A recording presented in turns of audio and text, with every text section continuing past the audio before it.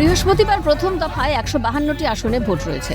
নির্বাচনকে কেন্দ্র করে সুরক্ষা ব্যবস্থায় জোর দেওয়ার বিষয়ে তৎপর কমিশন। যদিও তা সত্ত্বেও নির্বাচনের আগে বোমাবাজির ঘটনায় চাঞ্চল্য।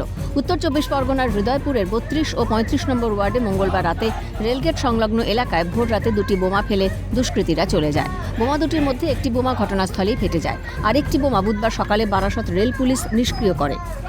বোমাবাজির ঘটনায় বিজেপি প্রার্থী শঙ্কর চট্টোপাধ্যায় সরাসরি অভিযোগ করেন তৃণমূল আশ্রিত দুষ্কৃতীদের দিকে। গেরুয়া শিবিরের অভিযোগ, মঙ্গলবার রাতে তৃণমূলের মদতপুষ্ট দুষ্কৃতীরা বোমাবাজি করার পাশাপাশি বিজেপির পোস্টার, দলীয় পতাকা ছিঁড়ে দেয়। প্রতিবাদে বারাসত ডাকবাংলো মোড়ের কাছে জাতীয় সড়কে বিজেপি কর্মীরা রাস্তায় বসে পড়ে অবরোধ করেন, যদিও পুলিশ এসে অবরোধ তুলে দেয়। গতকাল রাত্রে তৃণমূলের কিছু গুন্ডা, তার মধ্যে সাহেব পাল এবং লোকাল কাউন্সিলর, এরা মিলে আমাদের যেটা ফ্ল্যাগ ছিল সেই ফ্ল্যাগ ছেড়েছে, পোস্টার ছিঁড়েছে এবং হৃদয়পুরের ভিতরে 4টে বোম মেরেছে। হৃদয়পুর স্টেশনের কাছে সেখানে একটা বোম মেরেছে, কাটেনি, সেই বোমের ছবি আছে। এইভাবে তাণ্ডব চালাচ্ছে।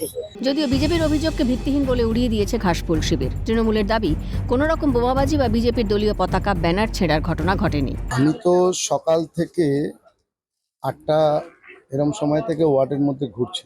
আমি তো কোনো সাধারণ মানুষের কাছে, কোনো দোকানদারের কাছে, কোনো পথ চলতি অটো টোটো যারা আছে, কোনো দোকানদার কারো কাছে আমি এখনো পর্যন্ত এরকম কিছু শুনলাম না।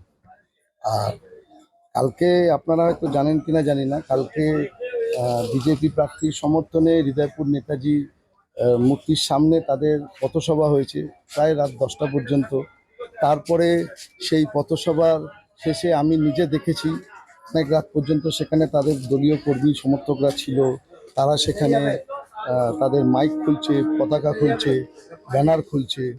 সেখানে দাঁড়িয়ে হঠাৎ করে এই ধরনের অভিযোগের কি সারমর্ম আছে আমি জানি না। গেরুয়া শিবিরের দাবি, পুলিশ প্রশাসন এই ঘটনায় যারা জড়িত তাদের বিরুদ্ধে যদি ব্যবস্থা না নেয় তাহলে বিজেপি কর্মীরা পথ অবরোধ করবে, আন্দোলন করবে।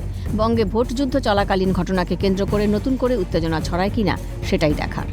অপু শীলের রিপোর্ট, ক্যালকাটা নিউজ।